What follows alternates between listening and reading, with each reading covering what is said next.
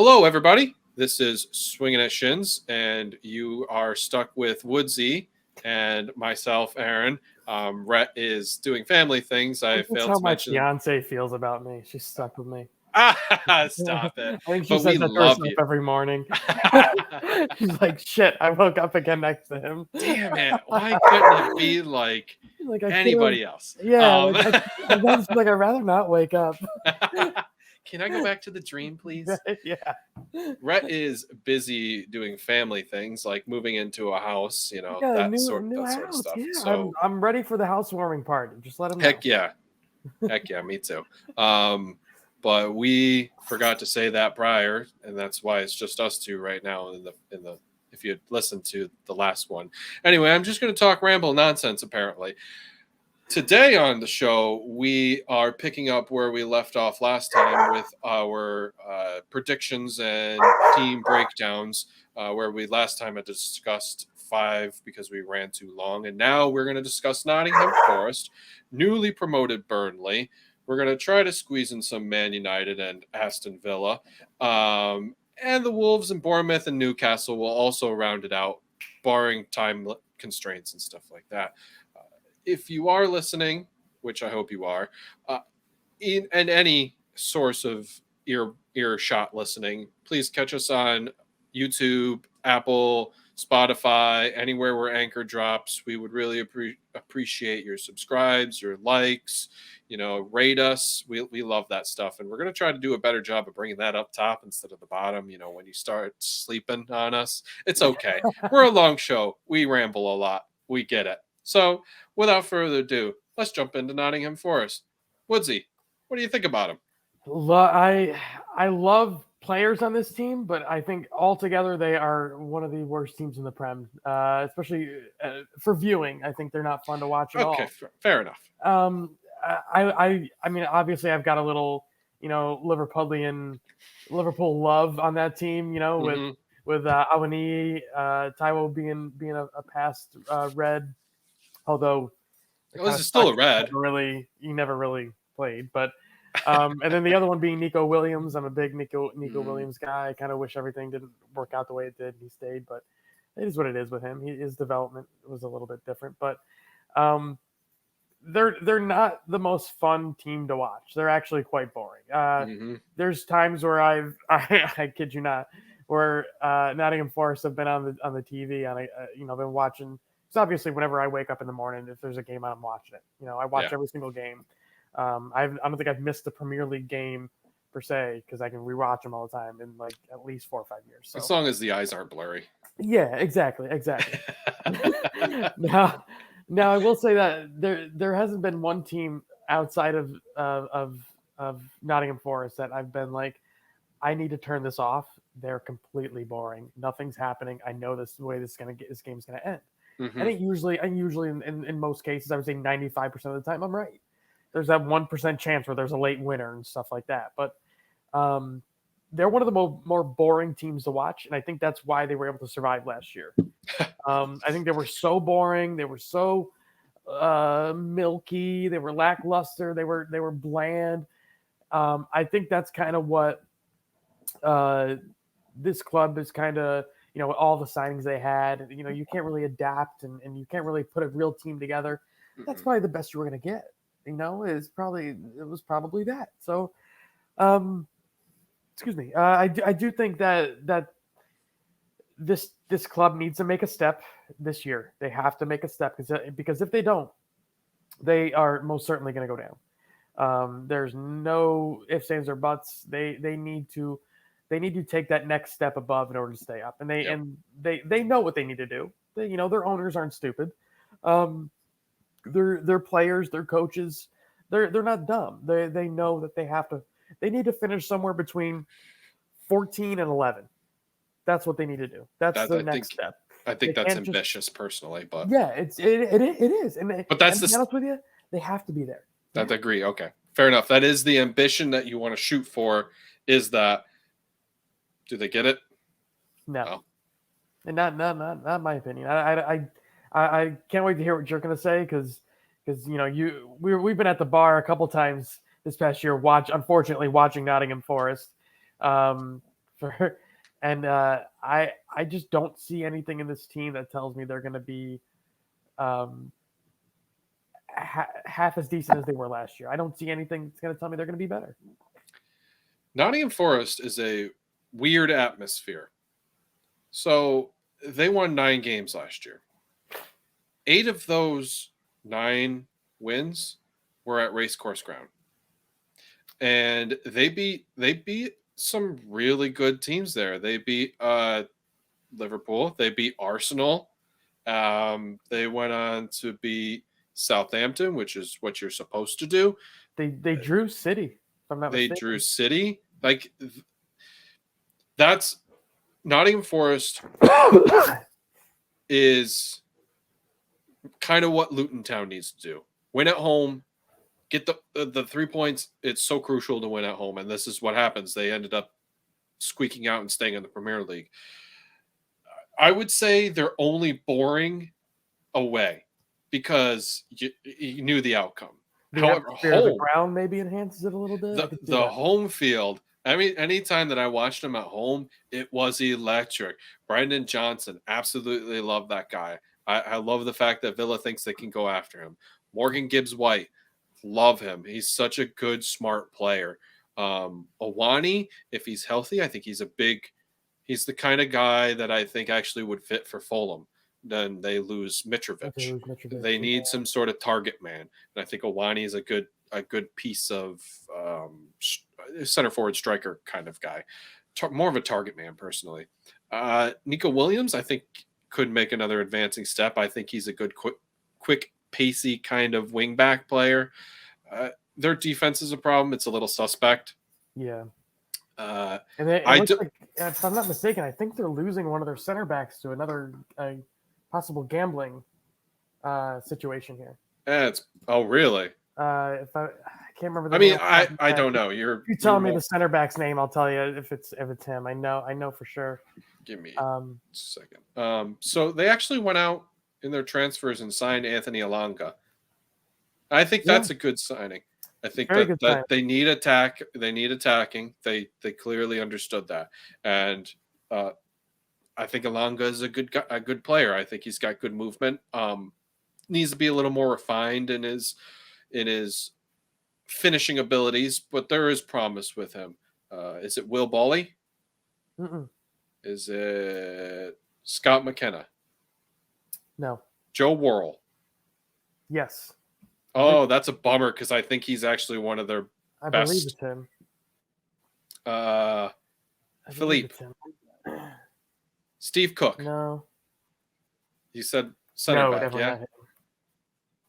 Not And him. I guess it's Musa Naketa. Oh, it's Harry Toffolo. I'm sorry. Did you? Sure. Bless me. Yeah, bless you. Harry Toffolo is the guy. I in my head I thought I had it right, but Harry Toffolo. He's got he played center back, kind of in that altered back 3, back 5, whatever you want to say. Sure. Usually was one of the ends. He's I guess been charged by the FA. Oops. He's in some. He must have been trouble. sweating bullets when Ivan Toney got suspended. Dude, would you turn yourself in at that point? But like, all right, I did the same thing. I would like a reduced because I turned myself in. So he's got more charges against him than Ivan Toney. He has 375 breaches. He's suspended forever. And it's from January 2014 to March 2017. Suspended, jail forever. Jail the man. Anyway, back to people who are actually going to be on the pitch. They went and signed Chris Wood. I don't think that's a good signing personally, and they got it. They as a Newcastle got a steal. They paid $17 million for Chris Wood. Yeah, I don't think it's a great signing either. That's the exact expression I gave. Wow. It's hard to bring in a lot of players. It's hard to bring in any players right now when you spent a buttload of money on your promotion So this is the kind of things that you're seeing from Nottingham Forest. They have to be smart with their signings. And I think Alonga was the right way to go about it in case they lose Brendan Johnson, which I still think they can get at least 40 plus for him. He's a young, talented winger, can play up top. He's very versatile. He knows how to finish. I really think I like him personally. I do too. I like him. I think I like Morgan Gibbs White just a little bit more. I think I agree. He's a little older. Yep. I bet a little older. He's like 24, 25. Yeah, not too old. So he's been around the block a little bit. I think if you want a player that's has a little more promise, I think Brendan Johnson's your guy. I think if you want right now, I think you go with Gibbs White. White. I can definitely see that, and I would even say that you're right with Johnson, because I mean, if he gets into the right scenario, I can't see him staying at Nottingham Forest past this year. No, I think he could get sold in this wintertime if things look dire. I mean, if it's that bad, I couldn't. If it's that bad for Forest, maybe. But I'd be hesitant to get rid of him if I want to stay up at all. But I see Morgan Gibbs White as the guy that's gonna drive that team. And I'll be honest with you, when he signed for them last year for $35 million, whatever the heck it was, I could not believe that they paid that much for him. I thought that was a terrible move, and he made me eat my words. He played so well last year. He was very, very good, always consistent, always providing a problem for the opposition. Mm-hmm. He was a darn good player last year, and he proved it. He knew how to get into space and in the channels and create havoc, as you said. So. Yeah, and he'd do a great job always. When they would regain possession, he would do a great job once the ball got to him, as far as keeping possession and moving the ball forward into an area that could be dangerous for them. And that's what I think they're going to struggle with next year. Is teams are going to know what they want to do. Teams are going to know how to play them. Awani's a good striker, not a great striker. Agreed. Very good in the air, otherwise with his feet, not so much. Not very good with his hold-up play. I think was kind of roller coaster last year. Was never really consistent. So yeah, I do think it is going to rely more on Gibbs White and on Brendan Johnson to facilitate. And I think you're right with Anthony Alanga, because what he's going to do is I think he's going to open the pitch up more. So I mean, excuse me, if you play with Alanga on that wing, Awani in the middle, and Brendan Johnson on the other side, you give Morgan Gibbs White the freedom to kind of roam, behind those three or in between those guys. Oh yeah, and to kind of facilitate things a little bit. Where I think he's more of a game changer. So it could definitely open up the offensive output, I would say, for Nottingham Forest. But I still think that they're going to struggle in certain areas. They're going to get outrun in midfield in most matches. They're going to their height, I think, could be an issue at times. They're very good at attacking the ball, but they're sometimes we're lackluster at just clearing the ball. So it made no sense, but it's just kind of the way football works for them. And the goalkeeper thing, I think, is going to be an issue too. In the last show we talked about Matt Turner possibly being an option for Forest. Yep. Is it a good option? Yeah. Is it one that I think that he's going to flourish at? I see other options in the league that are better, multiple ones, because I don't think his future's at Arsenal, and I don't think his future really should be at Nottingham Forest. So I'm interested to see what this club is going to do in the transfer market, having spent all that money last year, and now what are you going to do? Are you going to double down and try to stay up again? Or are you going to kind of go, say, well, we did our business last summer. Let's get through this one. I think that's going to be the case. Is they did their business. They're going to sign some specific players like they already have. And that's probably going to be the end of their business. And I believe I said in the last episode that Dean Henderson was actually signed. It was a loan. So he goes back to Man United. Okay. However, they do have Ethan Horvath coming back from Luton Town, so there is a Either way, little. there's an American going to be there. Yeah, it's either going to be Matt Turner or Ethan Horvath. Uh, I don't know. I think again, if they do finish anywhere, it's going to be in the same position. Yeah. They know it. Their fans know it, and I would be shocked if the turnaround is success, or if buying all these players is successful. Essentially, them and Chelsea did the same thing, buy a bunch of players, but one has way better facilities and coaching staff. The other one doesn't, and we got to see a neat experience of what happens. Yeah, and it kind of shows you that, you know, even with all the money that the newly promoted clubs are given, especially that last team, yeah, that there's a limit to what you can do with that money. You know, there you can sign guys left and right, but it's not going to change, you know, what you can actually do on the pitch. Right. Yeah. So I don't know. It'll be interesting to see what happens this year with this team, and let's not forget this team also won like Champions League twice. So like, there's history with this club. There's something special that could happen. Back, actually. Yeah, it was wild for First those people who don't know. Back to back. Yeah. I feel like that's enough about Nottingham Forest. Let's go ahead and move on to newly promoted Burnley. Vincent Kompany and club. Yeah, I don't have very fond memories of Burnley, to be honest with you. Oh, really? No. I despise that club for what they were, mainly under Sean Dyche. I just think it's kind of the manager he is. As you can tell by what we said in the last episode about Sean Dyche and his management style and how his teams play. Oh, I just thought it was because of Everton. Yeah, that too. That also, I mean, that's a cherry on top. But no, the thing about Burnley. So my memories of Burnley are this team that's going to sit back in defense, this team that's going to throw harsh challenges in and stuff like that. Mm-hmm. And the reason why I hate them, why I really hate Burnley, is because every time we went to their place, there was a crucial injury that decided, our part of our season. Yeah.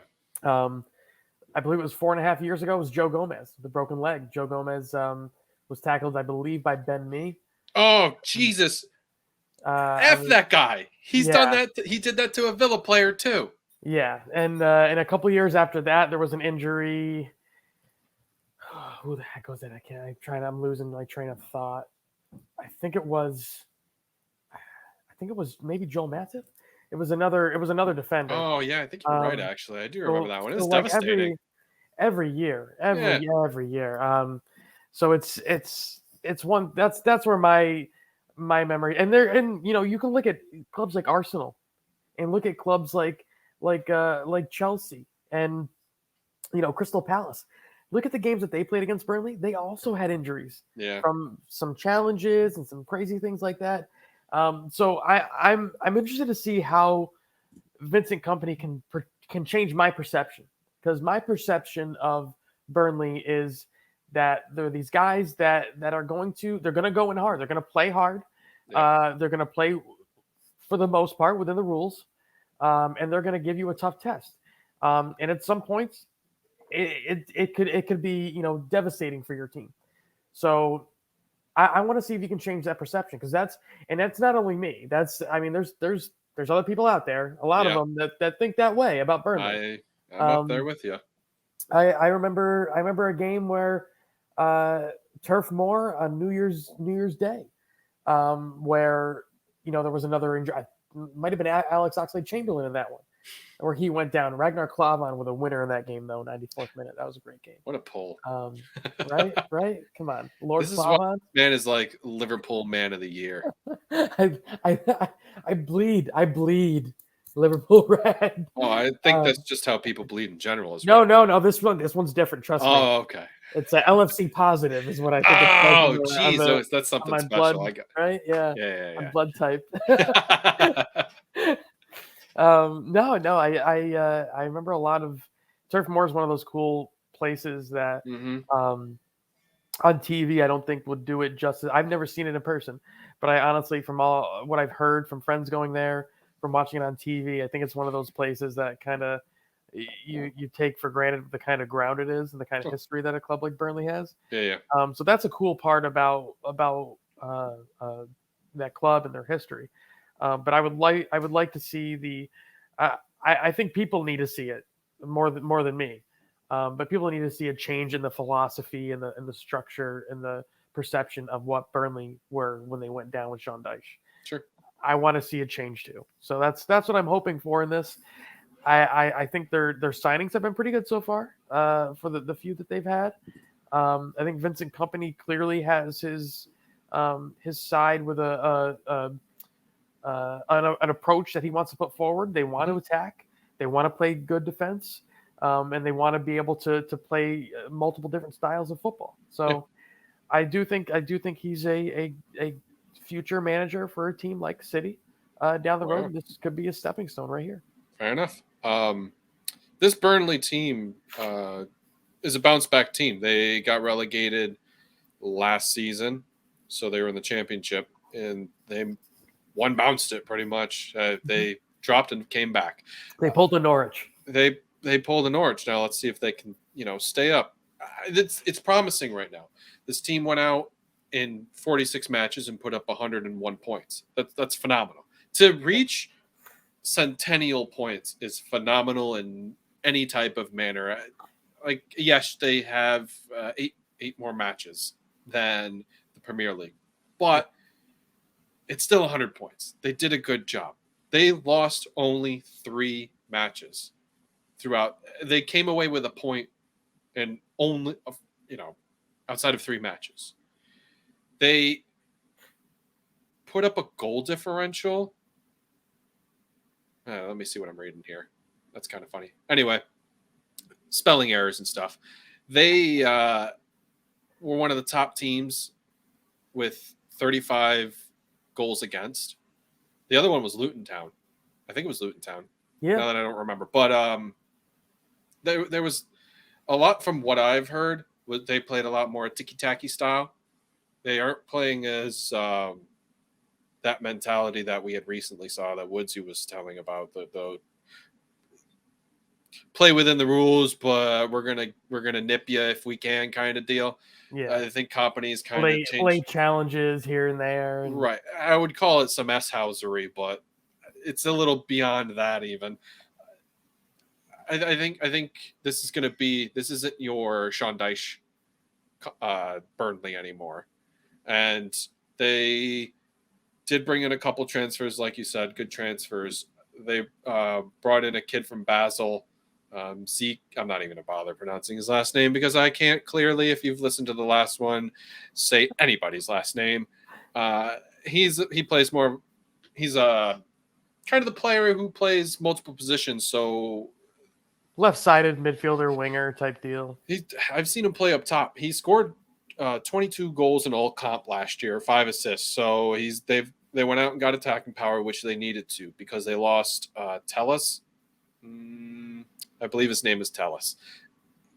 He goes back to Southampton, which Southampton need personally at this point.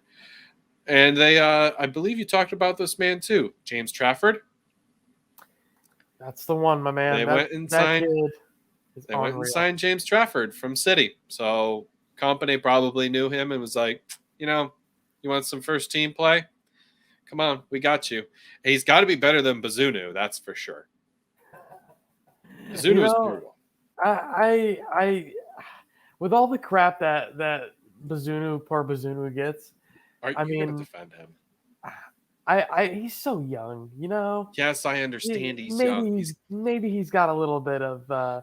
He 100% has time to grow, and he needs to grow, and he might still be good. He's only 21 years old. You really don't see goalkeepers really hit their prime. Late 20s, early 30s is when they really start hitting their prime. Yep. There are the few exceptions out there.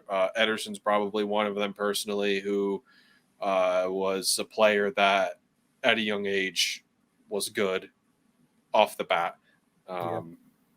I'm not going to be able to think of another one because I don't really have that many, because that's how goalkeepers work. It's a different timeline. Manuel Neuer was the only other one I could really think of. There you go. Same. Two Yeah, players. Maybe Gigi Buffon. and Gigi Buffon. A lot of the legends too. It's a lot of Iker Casillas. Yep. It's a lot of the guys that have been there longevity wise. Yes. Have been there for a while. You were bringing up the roster of the club, so I was like, screw it. Let me take a quick peek at it and see who's on there. This team's actually got some pretty damn good. They kept a lot of their players. The player that they only really lost was Neal. Dwight McNeil. There we go. See, I'd break it down for us. Dwight McNeil. They got a good payday out of him from Everton. And I still think he's a solid player personally. But they kept a ton of their players that they had from the relegation season, and I think they got better. They got better with Redmond. They got better with they got Woot back. Like, I understand that Woot kind of flopped at Man United, and I think that's a lot of mental. I think that was kind of in his head. I think he thought he was hot S, and he found out he wasn't hot S. And I think I'm hoping he got humbled. I'll tell you what, I was looking at the roster and I'm like, I don't know if he starts Weghorst. I don't know if he starts. I think their new signing, Jacob Brun Larsen, the Danish forward. I think that's a little bit younger, but still very experienced. I think that's the guy that I would, when looking at a team the way that Company wants to play. I mean, this kid's quicker. He's more. He's better on the ball. I think his hold-up game is decent, but he's a very good at pushing the envelope per se. I think Jacob Brun Larsen is one to keep an eye on if you're looking at this attacking side of them.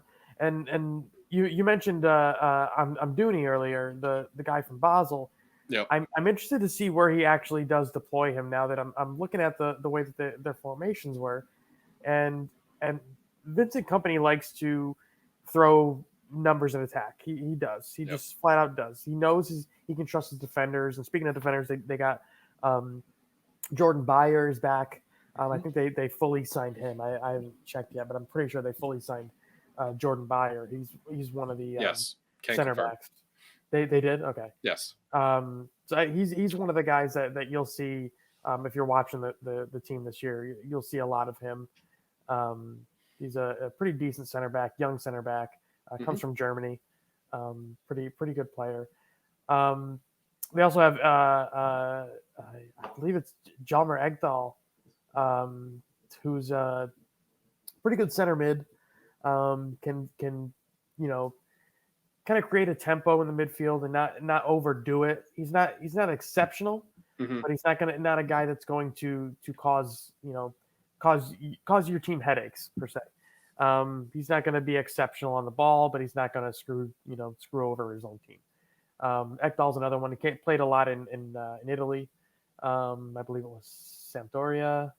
Might have had a run at another team in Italy too, if I'm not mistaken. So I mean, there's a lot of guys on these teams, a lot of journeymen, but guys that are still, I would probably say better than most teams that are coming up from the championship, and they actually got legitimate, like, full-fledged professional footballers that will buy into a situation. There's a lot of guys come into Burnley. And what is it? What are they? They're just fighting to stay alive. This team looks built to not only stay up, but fight for mid-table. And not many teams that you can say came up from the championship recently have actually, one, been able to do it, but two, actually say that they can do it. Yeah, I think it's the can do it is the difference, because Forest did it. They didn't do it well, but they did it. Bournemouth is in the same boat. They did it, but they didn't do it well. So I'll throw out, is Burnley better than Bournemouth? Yes. Is Burnley better than Forest? Yes. Everton? Yes. Wolves? That's about even where I think they are. Okay. That's how I felt when I said Wolves. I was like, that seems about right for me personally. And if eventually we'll get to Wolves, but that's a team that also needs to do something in the market. They're not really taking advantage of the summer the way I thought they would. I mean, they just lost Raul Jimenez. Yep. There's no Adama Traore anymore. He's still a free agent, if you can believe that. I can believe that. He was right? he's a one-trick pony. What do you want from him? He's fat, he's greased up, and he's fast. That's it. That's basically it. He can't hit. He doesn't good. Anyway, he's not a lot to his game. Although I'd take him just for the fear that you can put in a defender's eyes. But that's the thing. Like, he's the kind of guy you'd only put in at like the 70th minute. Yeah. Go run down the field. Go stretch the defense. And the problem is I didn't want to get into this. He doesn't hit the ball. He doesn't put in a good service. He doesn't put any attacking play. He's terrible on the 30. He doesn't do any defense. What are you? Yeah. You're a post. I got the chorus back here if you can't tell. So this is they know their mother's home. So this is great, a great time for maybe a commercial break on most shows. However, this is not going to happen here. So at this point, I would like to plug the beer I'm drinking. I'm drinking Jack's Abbey, Ponius Union. So if you're out there and you like Jack's Abbey, it's a damn good beer. Go ahead and get it. There you go. Other than that, I've got my beer that I normally drink every show. My active ingredient. Active Ingredient Brewing Company in Malta, where you can see me bartend once a week. You get out there. So yeah, come out and chat with Woodsy. He'll love you. Oh, believe me, feed you beer and he'll love you. Yeah, food's good. The atmosphere's pretty good. It's a damn good time. Also, don't forget about Wolf's Beer Garden. Oh, we love them. Oh, you mean this place? Yeah, that place. Woodsy's hat. Yeah, they're good folks to us. They Sam and Dan and those guys have always treated us quite well. I'm hoping Abby comes in here so she can stop we did. The choir. We did a little disrespect, and I feel bad about this now that I remembered it. Unfortunately, Women's World Cup is going on, folks. Yeah, and I feel bad that it's in our part 2, halfway through our part 2. And this is why I've kind of forgotten about it, unfortunately. It's the location that they're in. They're playing in Australia, New Zealand. The time doesn't help. It clearly doesn't help. And they're going to start at 12 a.m. East Coast time. Yeah. And I listen to one game every morning on my way into work. It's tough. It's tough for a lot of the world if you're not living in that general time frame to be able to watch the World Cup. You got to watch it on replays. Or if you're really, really dedicated, then you go out. In fact, I believe tomorrow United States plays the women's team. Portugal. And the beer garden will be open for service to watch the World Cup there. So if you're available awake, it's 3 a.m. If you're pulling an all-nighter, or you just happen to be awake and you can't go to sleep, go check out Wolf's Beer Garden, baby. They'll hook you up with a pint, and you can watch the Women's World Cup. 3 a.m. Dude, listen, I cherish my sleep. And that's the problem. Like, quite a bit. You're missing the Eastern Seaboard, and it's tough because that's where a lot of people live. So, yeah. If I was West Coast time, it'd be what? It'd be a lot better. That's for freaking sure. Yeah, that's true. Yeah, because I'm already by 3 o'clock. I'm already in a very deep sleep. Yes. You're not getting me up. I've hit that cycle. Unless I'm going like on a vacation or something like that. That's the only time I've ever woken up at that time. For sure. No, it's you're right. It is a terrible time. But it was kind of the same way. I remember I think it was 2002 when the World Cup the men's World Cup was in Japan. Yes. Was it Japan or was it Korea? Maybe it was South Korea. I think it was a joint. Was it? That was one that I because that was the Ronaldo one for me. I remember that one just for Ronaldo Nazario taking over, and it was a very, very good tournament. If you can go back on YouTube and watch it because just the highlights of the tournament alone, I think that was one of the best World Cups I've ever seen. Why don't you bring up the the women's Japanese team. Dude, I don't they're know why I said good. Jap- They They're whooped crushing it Spain. right now. They won all 3 of their matches. I'm sorry, I keep cutting you off, and No, I you're don't good. mean to. No, I just read something today. They have Japan men and women's team Yes. have the lowest percentage possession rate for a game that's been won in the World Cup. No kidding. The Japan-Germany game from this past men's World Cup. Yeah. That game that saw Germany lose 2-1 to Japan. Japan had 18% possession. Jesus. Today, the women who beat Spain had 23% possession and won 4-0. 4-0. Oh my God, they Unreal. murdered. Unreal. And Spain, you know, the women's Spain team, that's one of the, I mean, obviously they don't have Alexia Putellas, who's by far, in my opinion, the best female player in the world right now. Mm-hmm. They don't even have her, but they're still a darn good team. I mean, they're easily top 3, top 4 or 5 team in the world. You know, you got the U.S., you got Germany, you got England, all of them facing injuries. Actually, every single team in the top is facing. That's why I think it's so wide open this year. Yes. So I do think, you know, if you are watching the Women's World Cup, this is one of the it's going to be one of, it may not be the best group stage like it normally is. I do think that the group stages are normally a lot better than this. But it is going to be one hell of a knockout stage. Yeah, it's going to be wide open. Anybody's game. Anybody's game. Yep. I totally agree. But now that the choir has subsided. Oh yes, Abby's home. The choir is back outside, and it is now. It is a lot quieter in here right now. It's kind of nice. I think we can move on from Burnley, and we can punch into Man U. And they had a very good season. They had a good season last year. I think from our resident Man United fan, they exceeded expectations this year. Because I think their expectation was probably 6th or 7th. Yeah. I think the fact that they backed into a Champions League place, let alone 3rd place, or was it 3rd place in the league or 4th? 3rd. Was it 3rd? 3rd. If you can back into a 3rd place in a league, that's when you know the league is poor. I put in here snuck. They snuck into the Champions League. I'm going to say this right now. I think both them and Newcastle, and I would not be surprised if Arsenal exit the Champions League early. Really? Wow. I don't think English football is up for it this year. I didn't think they were up for it last year. Mm-hmm. Obviously, Man City's an outlier because they're just, you know, when you got all the money, and you got all the best players, you're going to win. They're built for it. They're the only team that really is built for that kind of deep runs and making trebles happen. And when you've got 300 million pounds plus on the bench just sitting there and that may or may not be used, you should be winning everything. So it's the most disgusting thing on the planet. It is. It really is. Outside of the Saudi league, but that's topic for discussion another time. Definitely. So definitely, I would say that probably United backing into this Champions League place. I don't think there's a way that they can improve on that.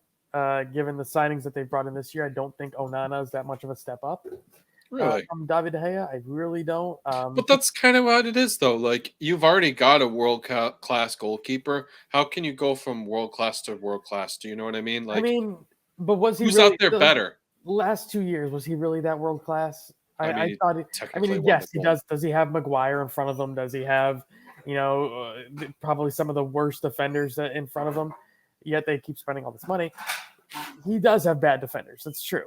But but now Onana's got bad defenders. He had better defenders at Inter Milan and Skriniar and De Vrij and guys like that were actually Pastoni, really good defenders. Yeah, so like I don't see how this gets good for Onana, and I come back to the point where he's already he was in a situation where his structure was set. He has no structure right now when it comes to defense. Mm-hmm. There was no structure in this squad. And I was watching the game against Dortmund the other night, and they got turned around and eaten alive every single time Dortmund moved up the pitch. It seemed like a team that either was not ready for a game that day, or just has the organization level is absolutely atrocious, and that goes for all the guys they have. Lisandro Martinez, I knew this is what he was going to be like. He's a guy who tries to be tough, but he's really not. He's very soft, not very good. Yeah. I think he's extremely overrated. So that's the guy that I think is going to be. You're going to see a lot of backlash on him this year because I think he's going to be the one in the spotlight for all the stuff that goes wrong. Other than that, I mean, I don't think Mason Mount's the right signing for them. I think there was 3 or 4 better teams in this league that could have signed him that would have been better off for him. I don't think he's right for United just because of the structure. You would now have 2 guys in Mason Mount and Bruno Fernandes that need to have the ball at their feet all the time. And the one thing that they don't do, both of them don't do, is defend. So if you think a lot of the scores from last year were bad, there's a good chance. This is Abby. Say hi, Abby. There's a good chance that United has a lot of really bad scores from last year. So maybe not a 7-0.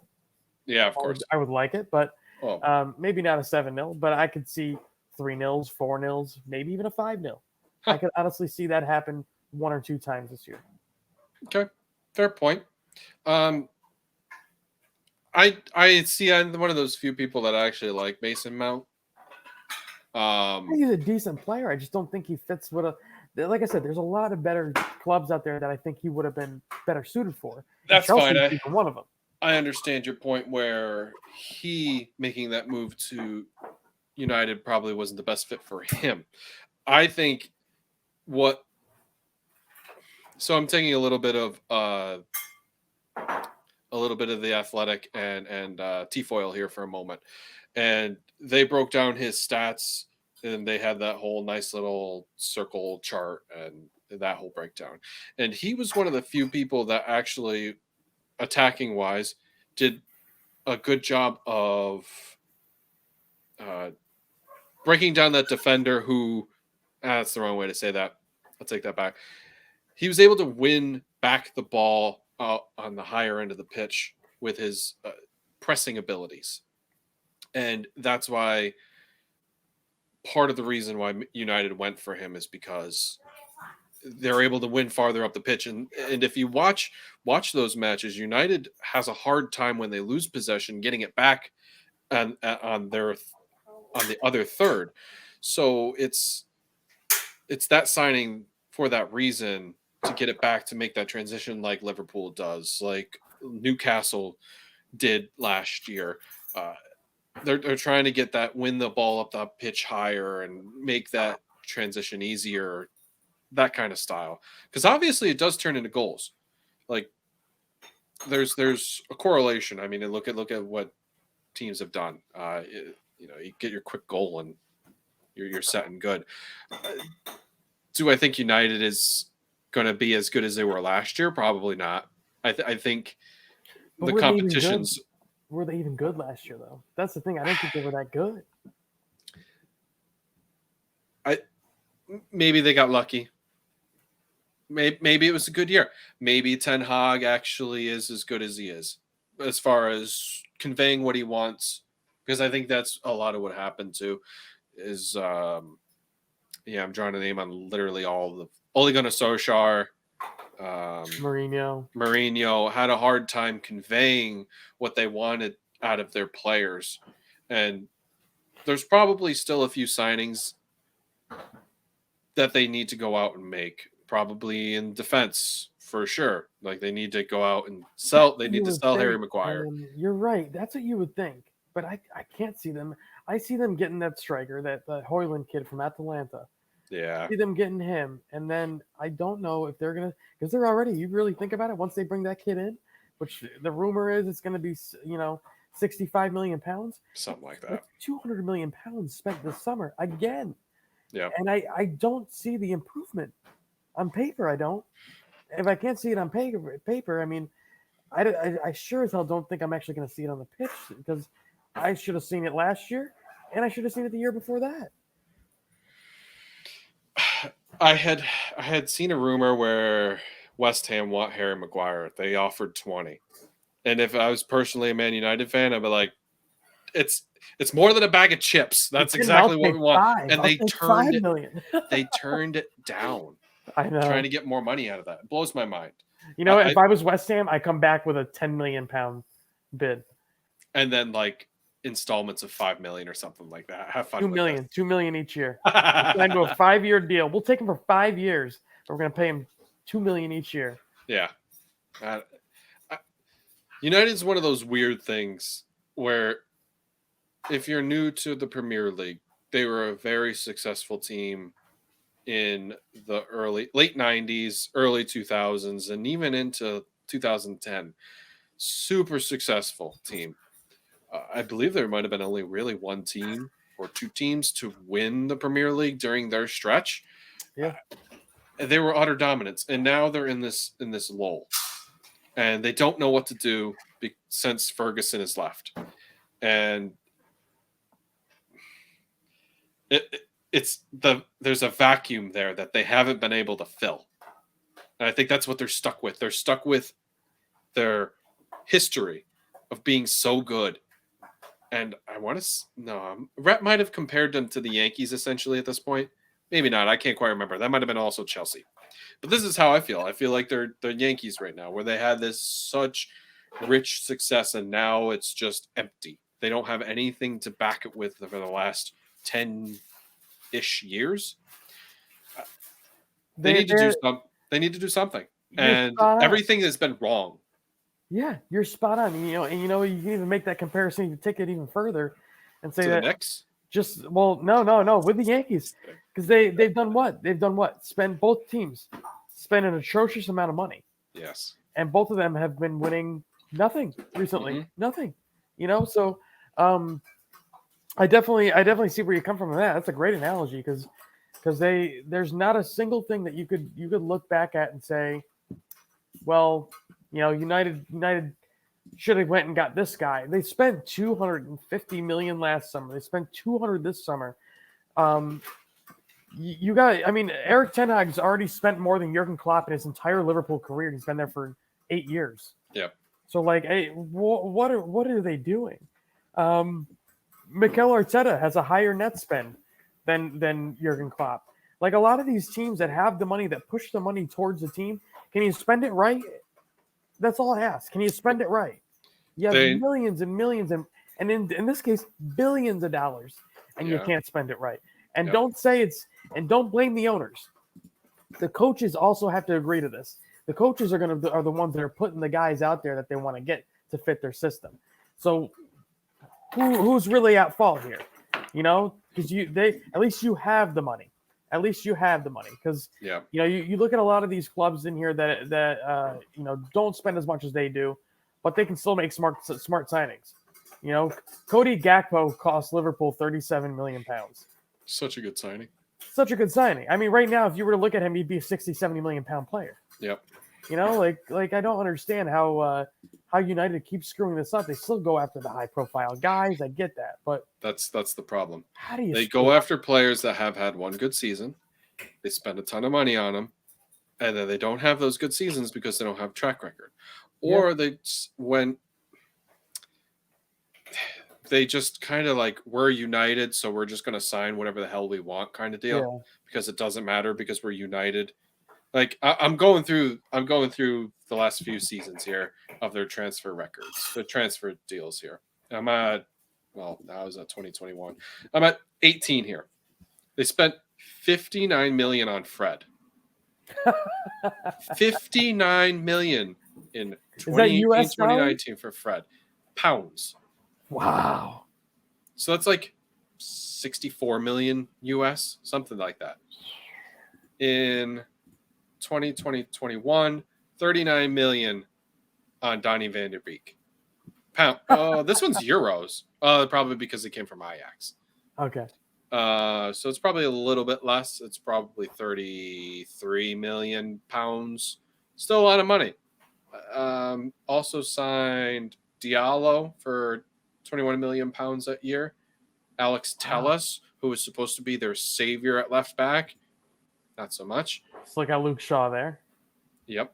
Well, he's playing center back now. Over the center backs. 21-22, they went and signed Cristiano Ronaldo back for $17 million. Just a cool $17 million. Waste of $17 million. They went and signed Varane and Jadon Sancho. Remember him? For 85 million euros. How much was Varane? What was he, 40? Varane was 40 million euros. What year am I on? That's the year I'm on currently. Last season, do you remember who the big ticket item was? Anthony, yep. He has one left foot. Yes. Does he, though? No. I think I've only seen that left foot once. Just about. 95 million euros, people. They're able to sign all these players and still get and still yes, they got Champions League this year, but should they have gotten Champions League? Probably not. Yeah, I mean, you can think of it this way too. I mean, we're talking about Brighton in the last episode. Yes, Brighton takes smart risks. That's the point I was trying to get at. And this is the exact opposite of smart risk. This is idiotic spending at its finest. I mean, none of it makes sense. So yeah, if you got the money, do you just spend it? There's no repercussions. Yep. That's what I don't understand is, you look at teams like Arsenal, you look at teams like Liverpool, you look at teams like Spurs, and they have repercussions for bad signings. Yes, they do, and most teams in the league do. So like I don't understand that there's a way that it is financially feasible for the league to be as sustainable as it has been for them to go about with the amount of money being thrown around for transfers and thinking that this is a good idea, thinking that this is something that is in the long haul better for the Premier League. It's just not. And it goes back to City, it goes back to United, it goes back to Chelsea. Chelsea. I was going to say Chelsea, yeah. And I'll tell you what, with the way that Arsenal's spending, they're borderline right now. The fact that they can go out and spend 200 million plus in one summer, 250 if I'm not mistaken. I think it's a little bit over that because he spent 100 million on Rice and another 65 and another 42, 45 on Timber, and now you're going to get a goalkeeper. Like you're looking at 250 allegedly. But you're looking at another 250 million right there for a club that hadn't been in the Champions League for 7-8 years now, something like that. So the money being thrown around, I think, and especially with United, is absolutely astonishing. And I don't think it is necessarily sustainable to a good product, considering the what the Premier League is now. Because you look at last year and all the money brought in last year, and United is still mediocre at best. You look at teams that didn't spend that much, and they're the ones that are coming. Brighton, Villa, Brentford. They're the teams that are coming. They're catching up without spending money because they're spending smart. Yep. So I think it's enough about United, but let's predict, because I also forgot let's predictions here on United. I'm thinking top 6, 7 is probably the lowest personally. I'm gonna say fourth place, and it pains me to go that high because I really don't think they're that. I just don't think there's a lot of teams that I don't think are gonna be as good as they were last year. Newcastle being one. I honestly the one team that I think could be stronger is your team, is Villa. I think they could be a hell of a lot better than last year. They're the one team that I think actually address needs that could easily jump 1 to 2, maybe 3 places. I could see Aston Villa in the Champions League before a lot of teams. I could see them. They're already ahead of Spurs, in my opinion. So I could see them make a jump towards the Champions League, at least Europa League.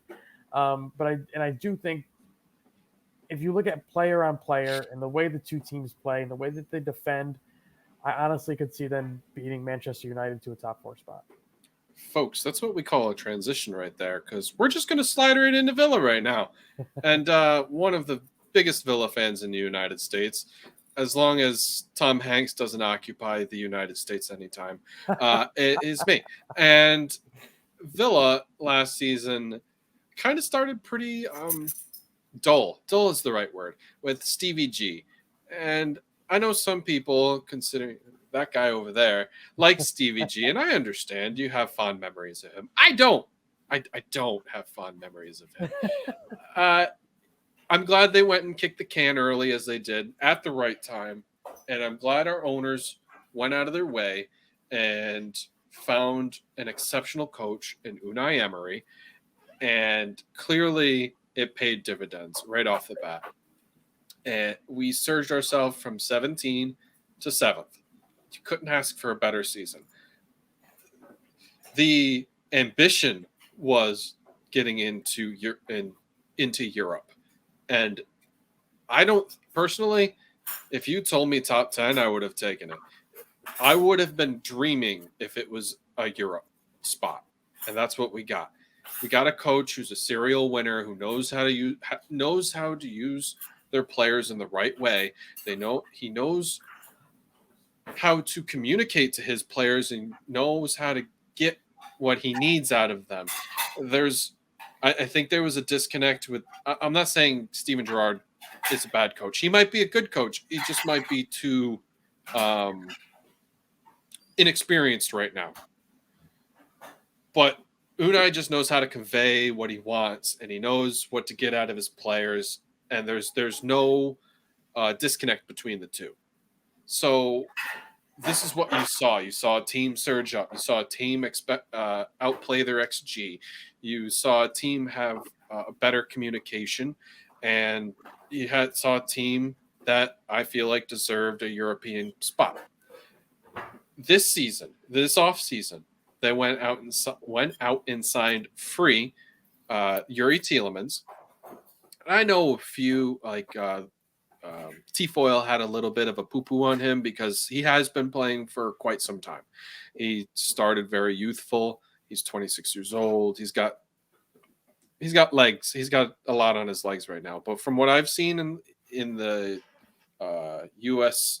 Premier League Summer League that they did, he's got such good killer balls. He sets up. He breaks the line so well, and it's so nice to see.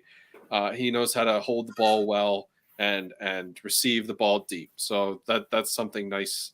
And he's a good depth piece as well, or an injury piece in case Douglas Luiz or Boubacar or somebody like that gets injured, or John McGinn for that matter. He plays hard. It happens.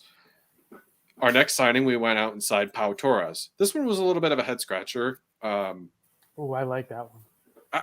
So I like it and I don't like it. Here's why I like it. I like it because from what I had seen, he does also play balls that break the lines.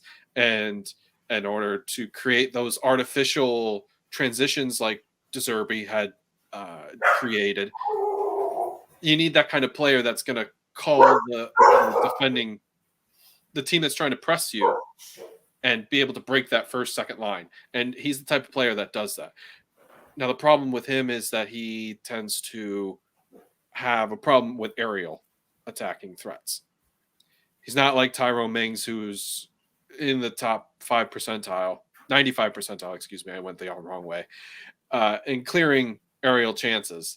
So that is a weakness in his game. So it'll be interesting to see how Tyrone and Pau, if they decide to use them together, because Kanza also looks pretty decent this. And again, it is the offseason too. He's a good player. He is.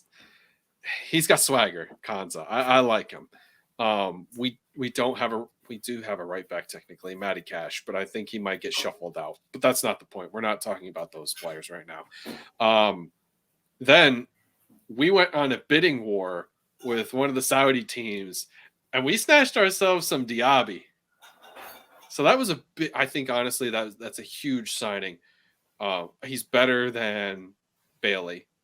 Yeah. He's able to create more chances. He's able to get goals. He's got a good foot on him. He can score goals. He did it at Leverkusen, and he's fast. He's so fast, and to be able to play a ball in space once you try to create those artificial transitions is far and away makes him most dynamic at that point. I think this Villa team is going to take that next step, like you were leading on to believe as well. And I think the lowest they sit, and this is probably the worst case scenario, is 8th. Yeah. I think that's it right there. I think that's 8th. I don't think we win a trophy. We could. I Let could me see you scratch. making a run in Hold Europa on. Conference. Hold on. Let me scratch this statement. That's not true. We win Conference League. If West Ham can win a Conference League and almost get relegated, then Aston Villa can win Conference League and still stay up higher than 8th. So that's how I feel.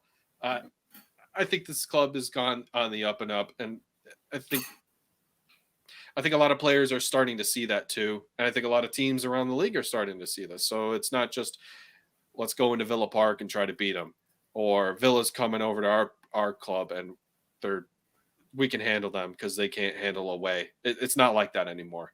We're a tough team now. We can beat top tier teams at this point.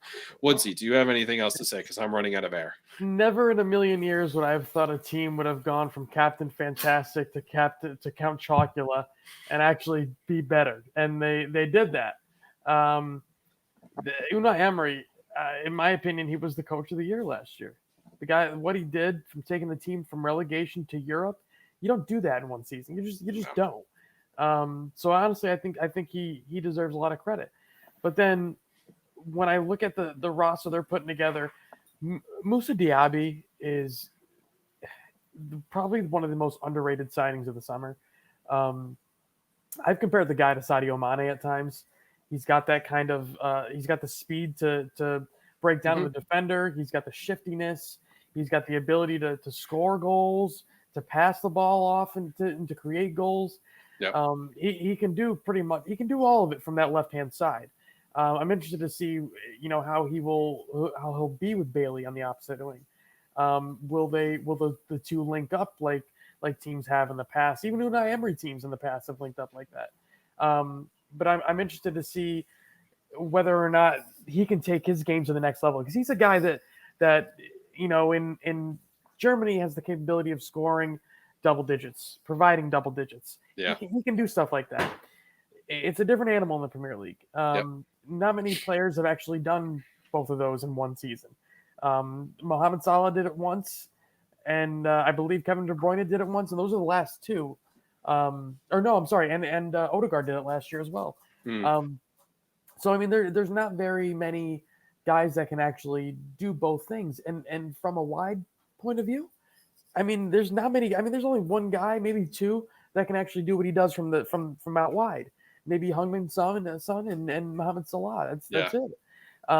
So I would say he brings a very unique skill set, and I don't know if a lot of Premier League fans, let alone Villa fans, know what he can really do yet. I know he scored 2 goals in his 2 preseason matches with the Villains so far, so he's on a roll. But I'm interested to see how he will gel over the course of the season and deal with the physicality of the Premier League. I think he'll be fine. But I'm interested to see how he does with that. Otherwise, I think the Pau Torres signing, I think, is a very quiet, underrated one. I can see where your slights are in him a little bit. Yeah. Because there are instances in his game and instances in what your team does that I can see that those two things kind of clash, causing some issues. But I think he'll be fine. He's one of those. He's a very smart player, good on the ball. Like you said, can break lines down. I think Villa's. I think they're the one team that I'm looking at and saying, okay, they have what they need. They got everything that they needed. Is there maybe 1 or 2 things they could also add? Yes. Yeah. But do they have the majority of the problems that they had last year? Are those holes filled? Absolutely. I think the best part is, and this is just obviously with rose-colored glasses on right now, is we have Jacob Ramsey. He's injured currently, but we have Jacob Ramsey. He's a very good player. Personally, at his age, I think he's a very good player.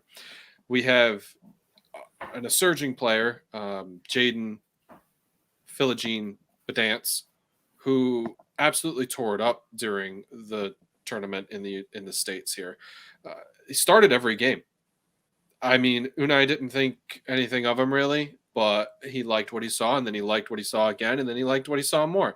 I mean, Unai's actually come out and said that he was very shocked at how well he had played.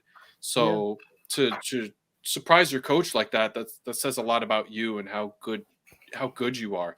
And who else was I going to say? Oh shoot, lost my train there. But we have youth How about players. Moreno? What I'm saying is Moreno's unfortunately. I like him. That was a good signing. I didn't. So initially, I will say that I didn't care for it because of his age. I was wrong. I'm sorry. He is very good going down the left. He's very progressive.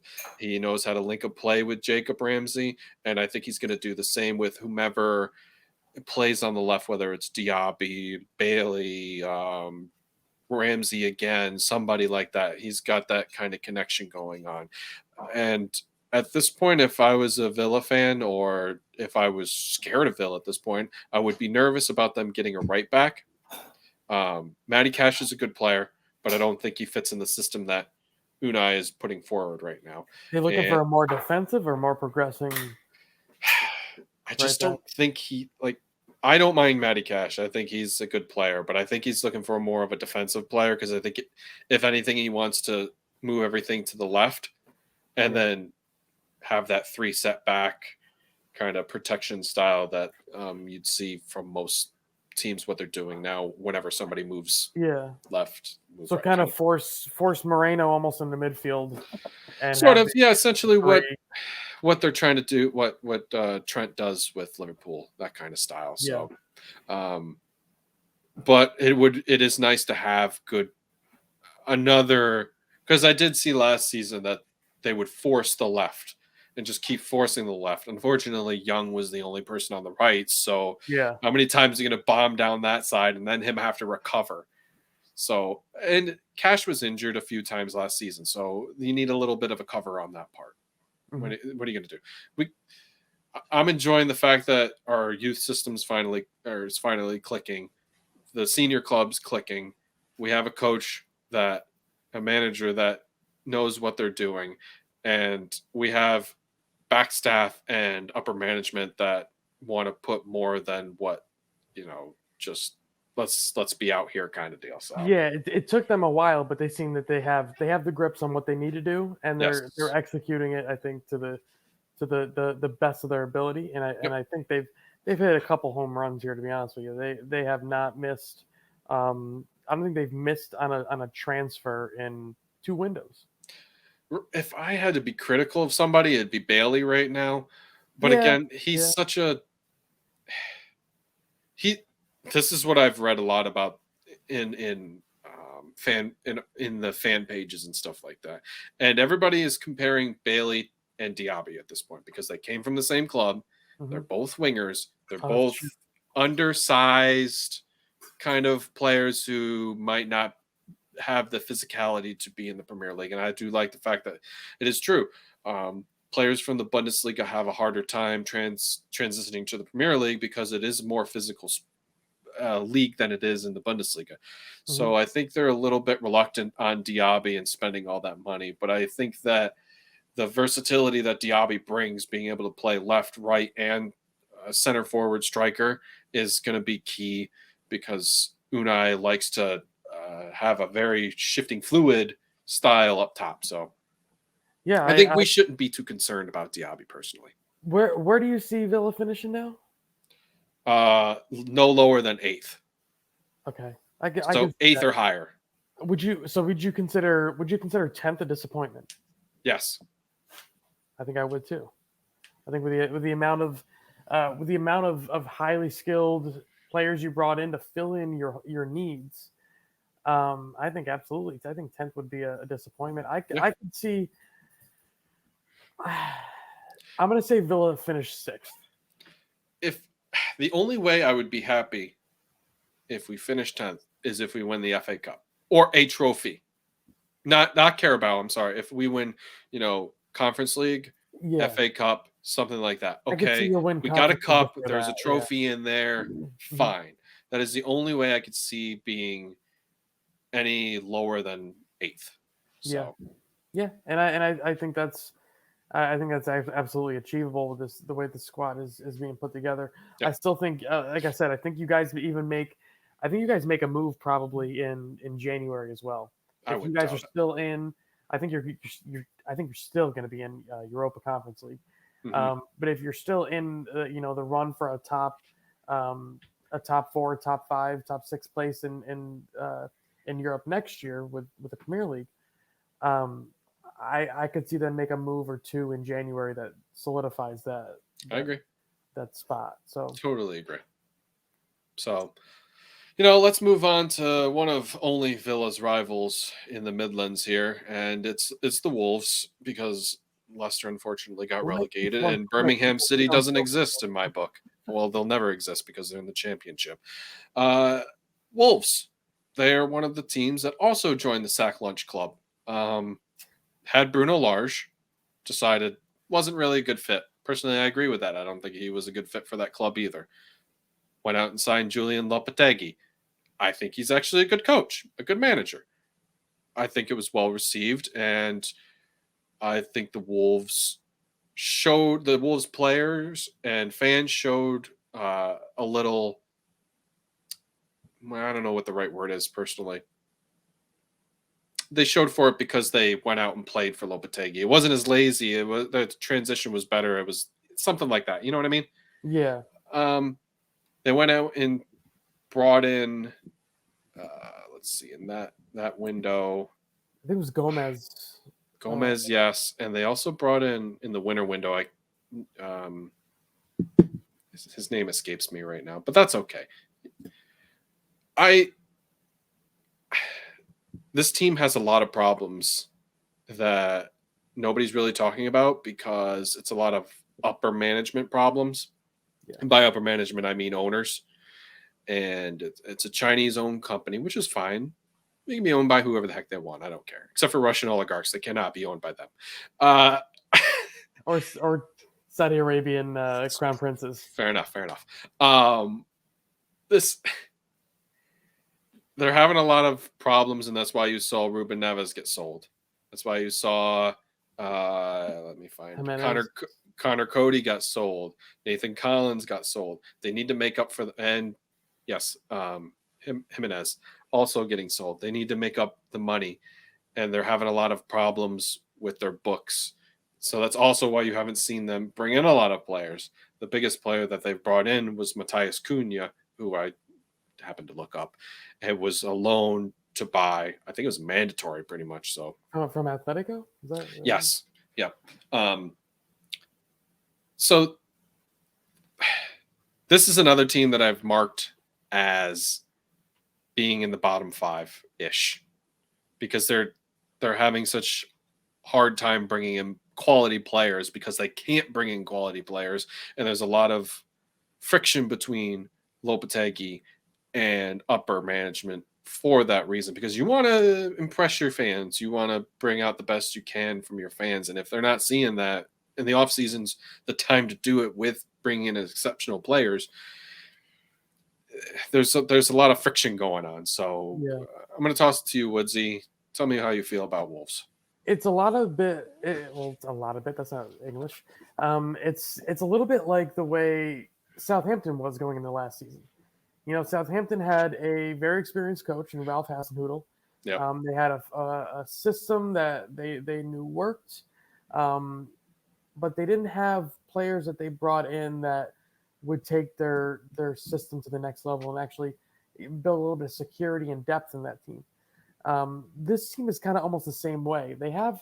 They did spend a little bit more, like you said, in January and in the previous summer window, bring in Mateus Nunez, bringing in João Gomez, bringing Mm-hmm. in Cunha, like you said. They're all great players. In fact, the Portuguese player there, Mateus Nunez, is a stud of a Yep. player. Scored a worldie against Chelsea last year So good. from an impossible angle. Yeah. He's the one that you would think would be the catalyst for that team. But I look back and I'm like, this is the same thing that Southampton had. They had they had Ward-Prowse, they had Alcaraz, they had Mm-hmm. Lavia, they have all these guys that are great pieces, but and do a great job each and every game for the most part. But it's how they improve the players around them that I don't think is quite there yet. And I think this team, this Wolves team in particular, they have a lot of good singular pieces that Mm-hmm. apply pieces of their game to the club that can make the club look a lot better than they actually are. And I think that's what this team is. I don't think they're necessarily that great. I don't necessarily think they're that bad, but the pieces they have don't necessarily translate to points and getting wins on the pitch, which in the situation they're going to be in, they're going to need. I think they bought a lot of nice shiny pieces like United did. They're Mhm. like they had a successful season coming up. They were seventh, and then after that again they were seventh again, and then after that there's a tumble going on. I believe that's when they fired Nuno, and then they brought Yeah, in was it? Then it was Large was the transition, and then it's uh, Lopetegui. yeah, So I yeah. think there's a transition period going on right now. Whether if they can hold out and stay up, then maybe that could be good for the. Obviously, it's going to be good for the club if they stay up. Whether they can stay up is completely different because they don't have much funds to go out and get players to backfill who they're selling. Yeah, yeah, and to be honest with you, I think that there's a way that this team can get better. I don't know if their system is provides their players with a way to take their game to the next level. When they got João Gomez last year, Gomez was a guy that immediately um, I thought would have stepped right in there and taken this team to a next level because he's young, but he's that skilled. Yeah, I don't know if there's anybody that they can bring in right now that would easily take them to that next level. they're going to have to. I'm looking at a lot of these players, and this is one of those teams that signed expensive young players. And I don't, maybe 18, 19 million for a 21-year-old. It really isn't that expensive. It's actually probably the ballpark. Mm-hmm. But they're going to have to expect these players that they signed for the last couple of years. And there's one in Fabio Silva. Is that the one I'm thinking of? Yeah. Silva They spent like 40, 50 million on him. has been an absolute dud. So much so they had to send him out to PSV. They loaned him out, and I don't know what kind of if they paid a bunch for their salary or vice versa. Yeah, They're going to need a lot out of those forward type players because their defense I don't think is going to hold up very well either. yeah, Uh, Again, it's unfortunate for a club who had very immediate success in the Premier League as soon as they got promoted. Mhm. And just couldn't find the right roadmap to success long term. I think in the short term, I think they picked up a lot of fans being in the Premier League, and yeah, that's kind of what you do when you. I don't know if they've been in the Premier League before. I think they spent like 5-6 seasons in Championship, but I think they were kind of forgotten about, and that happens when you sit in the Championship for that long. yeah. And it also comes back to the point that you mentioned earlier the way this club is run. They're not run for long term No, purposes. I They're totally just agree. not. Yeah, And they might have even gotten lucky that the fact that they're still in the Prem at this point. You got to really put them on the same pedestal as a Sheffield United, as a Southampton. hmm That's technically that's what they are. As a Leeds United in some aspects, they're just a little bit better than that relegation team almost every year. yeah, And they get a lot more. Um, they get a lot more results at a tougher situations than a lot of those teams. You look at Leeds, you look at Southampton, you look at them the last couple of years. They were able to stay up by getting points from the games they need to get points from. hmm And you look at Wolves, that was them, and that's been them for the last 2-3 years. Yeah. They haven't really blown anybody away. I mean, outside of the 1 year where they really took it to Man City a couple times. I mean, what have they really won? They haven't really won much. They've been So stagnant. yeah, so I mean, you really got to look at the way the club is trending, and they were trending in a roller coaster, but now that roller coaster it's a steady drop from here. Yeah. And I don't see it going back up anytime soon. But I can't see them. I can't see them getting relegated this year. I can see them scraping by the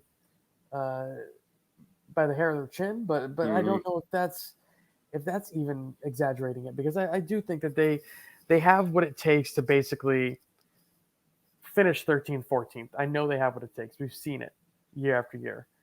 But I don't know if this is the right time to say that they're going to be worse. They were struggling to figure out where exactly they fit in. Yeah. They were the worst GD team, goal differential. I don't mean, they were the worst GD team that finished the highest. They were -27 and they finished 13th. Yeah. There were West Ham, who had -13, and Everton, who had -23, and Leicester City at -17. So the worst ones were Southampton at -37, Leeds at -30, Nottingham Forest at -30, Bournemouth at -34, and then them. So again, their defense is a problem. Them scoring goals is a problem. It's like you can't just. It's World War II. You have to pick a front. It's World War II. You have to pick a front. Yeah. You know what I mean? They're stuck between, do we score goals or do we keep them out?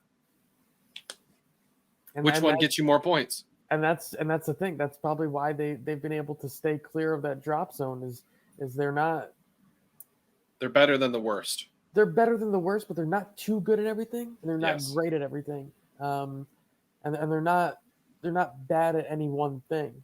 I can never say that they're really bad at any one thing. That's fair. They can have moments where they defend great, but they can also have moments where they absolutely are horrendous in defense and give up 4 or 5 goals. Yep. It's one of those teams that they can be so Jekyll Hyde, and no matter what, you always know where the heck they're going to end up at the end of the year. They're always going to end up just above that drop zone.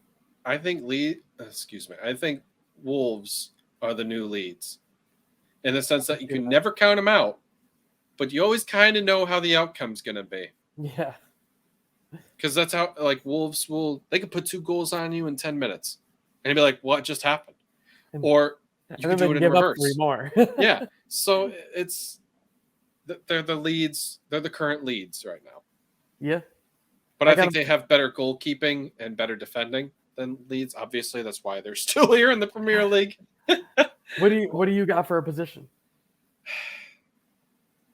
I don't think they finish higher than 13th again. I think somewhere between the 13th and 17th, maybe they get relegated. I don't see it happening. Their coach is still. I don't think their coach will let that happen. Is kind of what I'm saying. Yeah.